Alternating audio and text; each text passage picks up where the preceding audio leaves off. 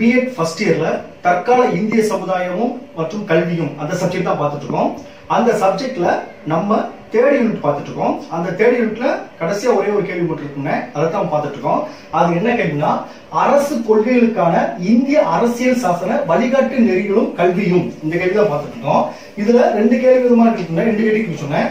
அதுல ஒண்ணு அரசு கொள்கைகளுக்கான அரசியல் சாசன வழிகாட்டு முறைகளும் இந்த வழிகாட்டு நெறிகளின் வரம்புகள், இந்த கேள்வி நம்ம பார்த்துட்டோம்.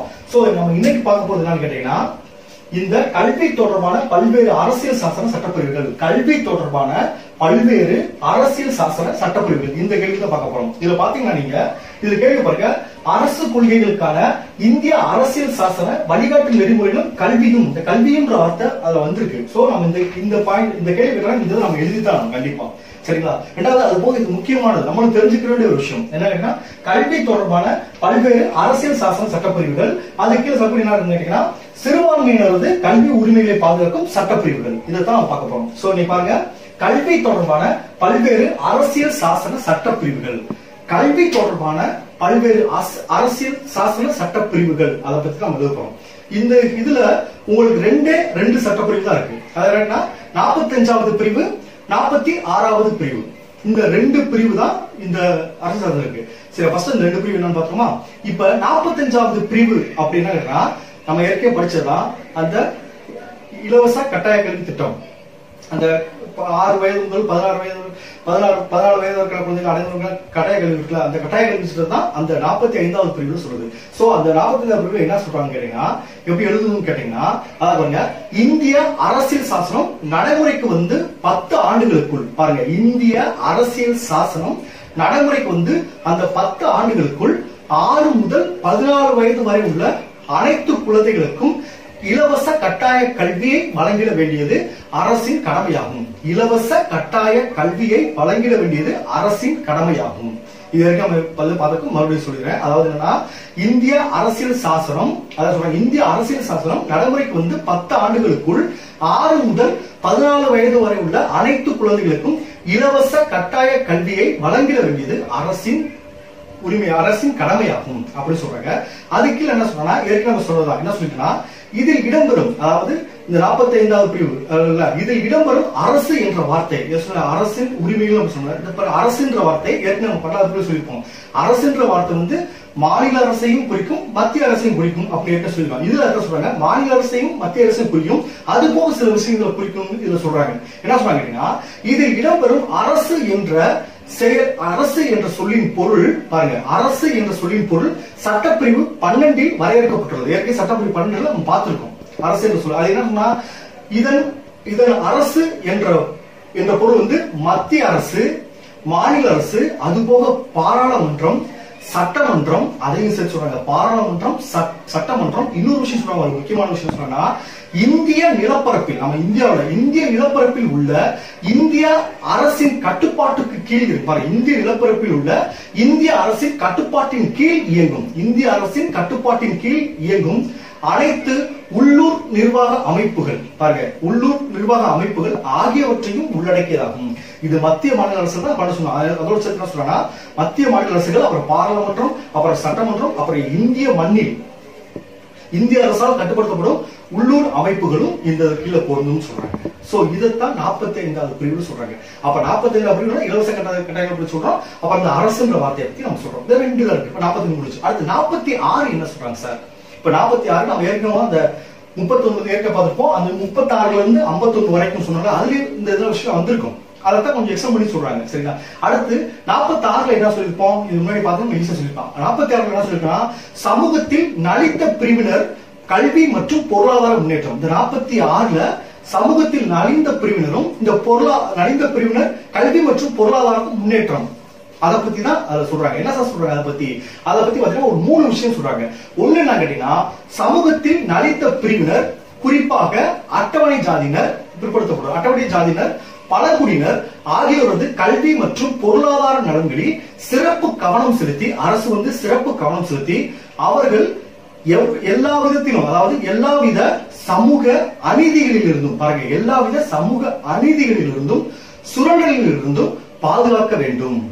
பாருங்க, அதாவது அந்த சட்டப்பிரிவு 46 என்ன சொல்லுதுன்னா, அந்த சமூகத்தில் அழிந்த பிரிவினரோட கல்வி மற்றும் பொருளாதார முன்னேற்றத்தை பத்தி தான் சொல்லுது. அதுல 3 விஷயம் சொல்றாங்க. என்ன விஷயம் சொல்றாங்க? ஒண்ணு என்ன சொல்றாங்க கேட்டாங்கன்னா, சமூகத்தில் நலிந்த பிரிவினர், குறிப்பாக அட்டவணை ஜாதியினர், இந்த பழங்குடியினர் ஆகியோரது கல்வி மற்றும் பொருளாதார நலன்களில் சிறப்பு கவனம் செலுத்தி, பாருங்க, கல்வி மற்றும் பொருளாதார நலன்களில் சிறப்பு கவனம் செலுத்தி அவர்கள் எல்லாவித அநீதிகளில் இருந்தும் சுரண்டல்களில் இருந்தும் பாதுகாக்க வேண்டும். பாதுகாக்க வேண்டியது அரசின் கடமைன்னு சொல்றாங்க. சரிங்களா? சோ ரெண்டாவது விஷயம் என்ன சொல்றாங்க பாருங்க, இது போன்ற சிறுபான்மையினர் கல்வி தொடர்பாக சட்டப்பிரிவுகள், இது போன்ற சிறுபான்மையினர் கல்வி தொடர்பான சட்டப்பிரிவுகள் 28, 29 மற்றும் 30. இதுக்கு முன்னாடி இந்த 3 பிரிவுகளை சொல்றாங்க. 28, 29 மற்றும் 30 தற்போது அடிப்படை உரிமைகளில் ஒன்றாக சேர்க்கப்பட்டுள்ளது. இந்த 28, 29, 30 இந்த சிறுபான்மையினரை பத்தின சில விஷயம் சொல்லிருக்காங்க.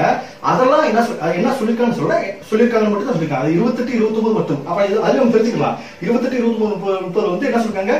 சிறுபான்மை, இது போல சிறுபான்மை கல்வி தொடர்பான சட்டப்பிரிவுகள் தான். அதெல்லாம் என்ன சொல்லிட்டாங்க தெரியுமா? அது சட்டம் மட்டும் இல்ல, அது உரிமை அப்படின்னு சொல்லி சேர்க்கப்பட்டுள்ளது. அது உரிமையில சேர்க்கப்பட்டுருச்சு அப்படின்னு சொல்றாங்க. இந்த சட்ட இந்த கல்வி தொடர்பான சாசனத்துல உரிமையில சேர்க்கப்பட்டு சொல்றாங்க. அதான் சொல்றாங்க, இது போன்ற சிறுபான்மையர் கல்வி தொடர்பான சட்டப்பிரிவுகள் 28, 29 மற்றும் 30 இதெல்லாம் சொல்ற இந்த 3 சட்டப்பிரிவு என்ன சொல்றாங்கன்னா, தற்போது அடிப்படை உரிமைகளில் ஒன்றாக சேர்க்கப்பட்டுள்ளது. இது வந்து அடிப்படை உரிமைகளில் ஒன்றாக சேர்க்கப்பட்டுள்ளது அப்படின்னு சொல்றாங்க. சரி, மூணாவது என்ன சொல்றாங்க? அப்ப எனவே என்ன சொல்றாங்க?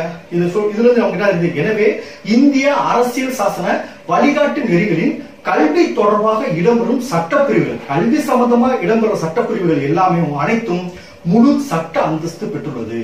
அதாவது உரிமைகள சட்ட அந்தஸ்து பெற்றுள்ளது. இந்த 3 விஷயத்தை தான் சொல்றாங்க.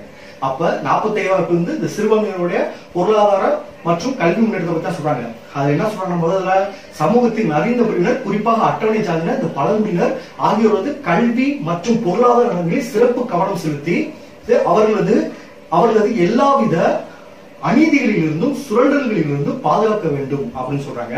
ரெண்டாவது விஷயம் சொல்றாங்க, இது போன்ற சிறுபான்மையர் கல்வி தொடர்பான சட்டப்பிரிவுகள், அந்த சிறுபான்மை பத்தின அது என்ன சட்டப்பிரிவு சொல்றாங்க? 28, 29 மற்றும் 30 தற்போது அடிப்படை உரிமைகளில் ஒன்றாக சேர்க்கப்பட்டுள்ளது. அப்ப லாஸ்ட் என்ன சொல்றாங்க? எனவே இந்திய அரசியல் சாசன வழிகாட்டுதலில் கல்வி தொடர்பான சட்டப்பிரிவுகள் அனைத்தும், பாருங்க, கல்வி தொடர்பான சட்டப்பிரிவுகள் அனைத்தும் முழு சட்ட அந்தஸ்து பெற்றுள்ளது. கண்டிப்பா உரிமைகள் ஆக்கத்துல முழு சட்ட அந்தஸ்து பெற்றுள்ளது. சோ இதுதான் என்னன்னு கேட்டீங்கன்னா, இந்த கல்வி தொடர்பான பல்வேறு அரசியல் சாசன சட்டப்பிரிவுகள். 2 விஷயம் தான். அடுத்த கேட்டீங்க பாருங்க, சிறுபான்மையினரது கல்வி உரிமைகளை பாதுகாக்கும் சட்டப்பிரிவுகள். சிறுபான்மையினரது கல்வி உரிமைகளை பாதுகாக்கும் சட்டப்பிரிவுகள். அப்ப இந்த சட்டப்பிரிவுகள் எத்தனை சார் கேட்டீங்கன்னா, பாருங்க, இதுல பாருங்க, சட்டப்பிரிவு 28, சட்டப்பிரிவு 29, சட்டப்பிரிவு 30 இதுல 3 சட்டப்பிரிவுகள் இருக்கு. எதுல கேட்டீங்கன்னா, இந்த சிறுபான்மையினரது கல்வி உரிமைகளை பாதுகாக்க சட்டம் வந்து ஒரு 3 பிரிவு இருக்கு. என்னன்னா, சட்டப்பிரிவு 28, சட்டப்பிரிவு 29, சட்டப்பிரிவு 30 இந்த 3 சொல்றாங்க. அப்ப ஒவ்வொன்றும் என்ன சொல்றாங்க பாத்துக்கோமா? அதாவது இதோட கேள்வி முடியும். பாருங்க, சட்டப்பிரிவு 28 என்ன சொல்றாங்க? 28 அதுல உட்பிரிவுல 1. அது 28 என்ன சொல்றாங்க கேட்டீங்கன்னா, கல்வி நிறுவனங்களில் சமய போதனை அல்லது வழிகாட்டல் பங்கேற்பது தொடர்பான சுதந்திரம். கல்வி நிலையங்கள் வந்து இந்த சமய போதனை, இந்த மத போதனை அந்த மாதிரி இல்ல எப்படி இருக்கணும் அதை பத்தி வழிகாட்டுறது தான் இந்த சட்டப்பிரிவு 28 அப்படின்னு சொல்றாங்க. அதான் இந்த பிற்படுத்தப்பட்ட வகுப்பினர் எப்படி அதை மேற்கொள்ளணும் அப்படின்னு சொல்லலாம். அப்ப சட்டப்பிரிவு 28 அதுல உட்பிரிவு 1 என்ன சொல்லுங்கன்னா, அரசு நிதியை கொண்டு நிர்வகிக்கும் எந்த ஒரு கல்வி நிறுவனம், பாருங்க, அரசு நிதியை கொண்டு நிர்வகிக்கும் எந்த ஒரு கல்வி நிறுவனத்திலும் சமய போதனைகளை நடைபெறக்கூடாது. சமய சம்பந்தமான எந்த ஒரு நிகழ்ச்சி நடக்கக்கூடாதுன்னு சொல்றாங்க. அதாவது என்னன்னா, நல்லா புரிஞ்சுக்க, உட்பிரிவு 1 அரசு நிதியை கொண்டு நிர்வகிக்கப்படும் எந்த ஒரு கல்வி நிறுவனத்திலும், பாருங்க, அரசு நிதியை கொண்டு நிர்வகிக்கப்படும் எந்த ஒரு கல்வி நிறுவனத்திலும் சமய போதனை நடைபெறக்கூடாது அப்படின்னு சொல்றாங்க. அதாவது என்னன்னா, சட்டப்பிரிவு 28 உட்பிரிவு 1. சரிங்களா? அடுத்து சட்டப்பிரிவு 28 அதேதான். அதுல உட்பிரிவு 2 என்ன சொல்லுதுன்னா, பாருங்க, அரசின் கட்டுப்பாட்டுக்கு உட்பட்டதா இருந்தாலும் சமய அறக்கட்டளைகளால் நிறுவப்பட்டு இயங்கும். பாருங்க, சமயம் அந்த குறிப்பிட்ட சமயம் அந்த கல்வி நிறுவனத்தை தோற்றுவிக்கிறது, ஒரு குறிப்பிட்ட சமயம். இது வந்து அரசு நிர்வாகத்திற்கு கட்டுப்பட்டு இருந்தாலும் சமய அறக்கட்டளைகளால் நிறுவப்பட்டு இயங்கும் கல்வி நிறுவனங்களுக்கு இந்த உட்பிரிவு 1 பொருந்தாது. மேல சேர்ந்த 1 பொருந்தாது. ஏன்னா அவங்க என்ன சமயம், அந்த சமய அறக்கட்டளை அந்த சமயத்தை பத்தி அதை பத்தி பேசிக்கலாம். அதான் சொல்றாங்க. சொன்னா அரசின் நிர்வாகத்திற்கு கட்டுப்பட்டு இருந்தாலும் அதாவது உட்பட்டு இருந்தாலும் சமய அறக்கட்டளைகளால் நிறுவப்படாது. சமய அறக்கட்டளைகளால் தான் அந்த அந்த கல்விகள் இயங்கி வருது அப்படின்னா அந்த மேல சொன்ன உட்பிரிவு 1 உட்பிரிவு என்ன சொன்னோம், அரசு நிதி கொண்டு நிர்வகிக்கப்பட்ட எந்த ஒரு கல்வி நிறுவனத்திலும் சமய போது நிறைவேற்றக்கூடாதுன்னு சொன்னோம். அந்த உட்பிரிவு இதுக்கு பொருந்தான்னு சொன்னோம். அப்ப என்னது, சமய நடத்திக்கலாம்னு சொல்ல வராங்க. சரிங்களா? அப்ப இதுதான் உட்பிரிவு 1, உட்பிரிவு 2.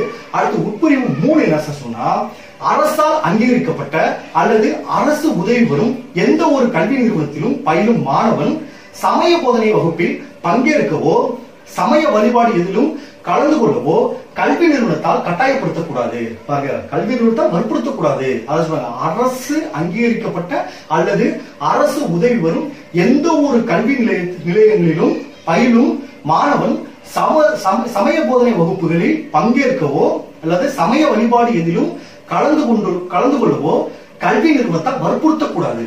அதான் முக்கியம். வைக்கலாம், ஆனா கல்வி நிறுவனத்தை வற்புறுத்தக்கூடாது அப்படின்னு சொல்றாங்க. அதாவது வற்புறுத்தக்கூடாது. அந்த மாணவன் 18 வயதுக்கு உட்பட்டவனாக இருந்தா அவனுடைய அவனுடைய பெற்றோர்களாலோ இல்ல அவனுடைய பாதுகாப்புடைய ஆலோசனையால இந்த சமயம் நடத்தலாம்.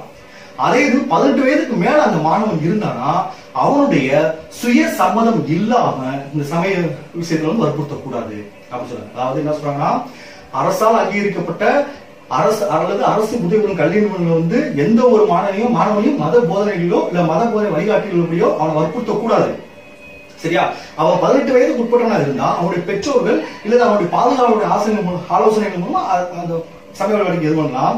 அவன் 18 வயதுக்கு மேற்பட்டவனா இருந்தானா அவனுடைய சுய சம்மதம் இல்லாமல் இந்த சமய சம்பந்தமான நடவடிக்கைகள் மாணவனை ஈடுபடுத்த கூடாது அப்படின்னு சொல்றாங்க. அப்ப இதுதான் என்ன சொல்றாங்கன்னா, சட்டப்பிரிவு 28 சொல்றாங்க. அப்ப 28ல அந்த உட்பிரிவு 1, உட்பிரிவு 2, உட்பிரிவு 3 சொன்னேன். சரிங்களா? அடுத்து இந்த சமய 28 முடிஞ்சு அடுத்து சட்டப்பிரிவு 29. ஏன்னா அந்த 3 பிரிவு தான் சொன்னேன். 28க்கு 29 30 சொன்னேன். 28ல 3 உட்பிரிவு சொன்னேன். அடுத்து 29 என்ன சொல்றது, சட்டப்பிரிவு 29 என்ன சொல்றதுன்னா, எந்த ஒரு குடிமகனையும் மதம், இனம், ஜாதி, மொழி, எந்த ஒரு குடிமகனையும் மதம், இனம், மொழி, ஜாதி ஆகியவற்றில் எதன் அடிப்படையில் இந்த அடிப்படையை வச்சு அரசு மற்றும் அரசு நிதி வரும் கல்வி நிறுவனங்களில் சேர்த்துக் கொள்ள மறுக்க கூடாது. நீ இந்த ஜாதி, நீ இந்த மொழிக்காரன், இந்த மதத்துக்காரன் அப்படின்னு காரணம் சொல்லி எந்த ஒரு அரசு உதவி வரும் கல்வி நிறுவனங்களிலோ இல்ல அரசு கல்வி நிறுவனங்களிலோ அவனை சேர்க்க மறுக்க கூடாது. இது வந்து உரிமை சட்டம். சில கட்டாயம். அதாவது சட்டப்பிரிவு 29 ஞாபகம், சட்டப்பிரிவு 29 என்ன சொல்லிருக்காங்கன்னா, அவன் ஒரு இந்தியாவுடைய எந்த மதம், ஜாதி, மொழி எந்த வித சேர்ந்தாலும் சரி அரசு உதவி பெறும் கல்வி நிறுவனங்களையோ அரசு கல்வி நிறுவனங்களையோ அவனுக்கு வந்து கல்வியில் சேர்க்க வந்து மறுக்க கூடாது அப்படின்னு சொல்றாங்க. இதுதான் என்ன செய்யுங்கன்னா சட்டப்பிரிவு 29. அடுத்து பாருங்க, சட்டப்பிரிவு 30 கடைசி. இந்த சட்டப்பிரிவு 30 என்ன சொல்றது, அதாவது சிறுபான்மையர் கல்வி நிலையங்களை சிறுபான்மையர்கள் கல்வி நிறுவனங்களை ஏற்படுத்தி நிறுவனத்திற்கான உரிமை. இந்த சிறுபான்மையினரும் கல்வி நிலையை ஏற்படுத்தி அது நிறுவனத்திற்கான உரிமை இருக்கு அப்படின்னு சொல்றாங்க. அதுல என்னென்ன உரிமை இருக்குன்னு சொல்றாங்க. அப்ப சட்டப்பிரிவு 30ல அது உட்பிரிவு 1 என்ன சொல்றாங்க, மதம் அல்லது மொழி அடிப்படையில் சிறுபான்மையினராக உள்ளோர், பாருங்க, மதம் மற்றும் மொழி அடிப்படையில் வந்து சிறுபான்மையினராக உள்ளோர் வந்து தாம் விரும்பும் கல்வி நிறுவனங்களை ஏற்படுத்திக் கொள்ளவும் நிர்வகிக்கவும் உரிமை உண்டு. எந்த சட்டத்தில் உரிமை உண்டு? சட்டப்பிரிவு 30 உட்பிரிவு 1 படி மதம் அல்லது மொழி அடிப்படையில் சிறுபான்மையினராக இருப்பவர் வந்து தாம் விரும்பும் கல்வி நிறுவனங்களை ஏற்படுத்திக் கொள்ளவும் நிர்வகிக்கவும் உரிமை உண்டு அப்படின்னு சொல்றாங்க. அடுத்து உட்பிரிவு 2, அதாவது சட்டப்பிரிவு 30ல உட்பிரிவு 2 என்ன சொன்னா, கல்வி நிலையங்களுக்கு நிதி உதவி அளிக்கும் போது, முக்கியமான ஒரு பாயிண்ட், கல்வி நிலையங்களுக்கு வந்து நிதி உதவி அளிக்கும் போது இந்த மதம் அல்லது மொழி வகை சிறுபான்மையினரால், அதாவது நிதி உதவி அளிக்கும் போது அந்த கல்வியில வந்து இந்த மதம் இல்ல மொழி அது மாதிரியா சிறுபான்மையினராக இந்த கல்வி உருவாக்கப்பட்டிருக்கு. அதனால நிதி உதவி மறுக்கப்படுது அப்படின்னு சொல்லவே கூடாது. இல்ல நிதி உதவி தரமாட்டேன் அப்படின்னு சொல்லவே கூடாது. எதை காரணம் சொல்லி இது சிறுபான்மையினராக ஏற்படுத்தப்பட்ட கல்வி நிறுவனங்கள் அப்படின்னு சொல்லி அந்த நிதி உதவியை மறுக்க கூடாது. சரி, அதான் சொல்றாங்க, கல்வி நிலையங்களுக்கு நிதி உதவி அளித்திடும் போது, அந்த கல்வி நிலையங்களுக்கு நிதி உதவி கொடுக்கும் போது அது மதம் அல்லது மொழிவழி சிறுபான்மையினால் ஏற்படுத்தப்பட்ட கல்வி நிறுவனங்கள் என்ற காரணத்தினால் அவற்றிற்கு நிதி உதவி மறுக்கப்படக்கூடாது. இந்த காரணத்தினால அவங்களுக்கு நிதி உதவி மறுக்கப்படக்கூடாது சொல்றாங்க. சரிங்களா? அப்ப இப்ப என்ன சொல்லிட்டோம், இப்ப என்ன சொல்லிட்டோம், கல்வி தொடர்பான பல்வேறு அரசியல் சாசன சட்டப்பிரிவுகள் 2 தான் சொன்னேன். சட்டப்பிரிவு 45, சட்டப்பிரிவு 46. சட்டப்பிரிவு 45 வந்து சொல்லிட்டு 46 சொல்லிட்டேன். அடுத்து என்ன ஹெட்டிங் வரும், சிறுபான்மையினர் கல்வி உரிமையை பாதுகாக்கும் சட்டம். இதுல வந்து 3 சட்டப்பிரிவு இருக்கு சொன்னேன். சட்டப்பிரிவு 28, சட்டப்பிரிவு 29, சட்டப்பிரிவு 30. சரியா, 28ல உட்பிரிவுகள் 3 சொன்னேன், 29 சொல்லிட்டேன், 30ல 2 உரிமைகள் சொல்லிட்டேன். அப்ப இதெல்லாம் சொல்லி முடிச்சு கடைசியா கீழே என்ன எழுதுறீங்க கேட்டீங்கன்னா, மேலே குறிப்பிட்ட சட்டப்பிரிவு அந்த 28, அந்த 29, 30 ஆகியவற்றை நடைமுறைப்படுத்தக்கூடிய முக்கியமான ஒரு பாயிண்ட் சேர்த்தே ஆகணும். மேலே குறிப்பிட்ட இந்த 28, 29 இந்த சிறுபான்மையினர் கல்வி உரிமையை பாதுகாக்கும் சட்டப்பிரிவுகள் மட்டும் சொன்னீங்களா, 28, 29, 30. அதான் மேலே குறிப்பிட்ட சட்டப்பிரிவு 28, 29, 30 ஆகியவற்றை நடைமுறைப்படுத்த கோரி நீதிமன்றத்தை அணுக முடியும். இதுக்கு முன்னாடி சொன்னா நீதிமன்றத்தை அணுக முடியாது சொன்னேன். ஆனால் இந்த சிறுபான்மையினர் கல்வி உரிமையை பாதுகாக்கும் சட்டப்பிரிவுகள் 28, 29, 30 ஆகியவற்றை நடைமுறைப்படுத்த கோரி நீதிமன்றத்தை அணுக முடியும். அதான் முக்கியமான இதை பத்தி நீதிமன்றத்தை அணுக முடியும் சொல்றாங்க. சோ இதுதான் சிறுபான்மையினர் கல்வி உரிமையை பாதுகாக்கும் சட்டம். சோ இதுதான் இந்த கேள்வி, ரொம்ப இம்பார்ட்டன்டான கேள்வி. லாஸ்ட் கிளாஸ் சொல்லி இந்த கிளாஸ் சொல்லியும் கவனம் பாத்துக்கங்க, தேவைப்படுறப்ப இன்செர்ட் வச்சுக்கோங்க. இப்ப நீங்க ஒரு தடவை இந்த வீடியோ பாக்குறப்பவே இந்த ஹெட்டிங் பார்த்தோன்னே நான் சொன்ன விஷயம் ஞாபகம் வந்துடும். சிறுபான்மையில் என்ன சொன்னேன், சட்டப்பிரிவுகள் என்ன சொன்னேன், அப்ப இப்ப சொன்ன விஷயம் ஈஸியா வந்துடும். 45 அப்படின்னு இலவச கட்டாயங்கள் சொன்னேன், அடுத்த நலிந்த பிரிவு சொன்னேன், அடுத்து சிறுபான்மையர் சொன்னேன், சிறுபான்மையில 3 சட்டம் சொன்னேன். இது நீ வீடியோ பாக்குறப்பவே உங்களுக்கு ஈஸியா அண்டர்ஸ்டாண்ட் ஆகும். இதை நீங்க எழுதும்போது ஈஸியா புரியலாம். Okay, thank you. நம்ம அடுத்த கிளாஸ்ல நம்ம பிஎட் ஃபர்ஸ்ட் இயர்ல லேர்னிங் அண்ட் டீச்சிங் அதை பத்தி பார்ப்போம். Okay, thank you.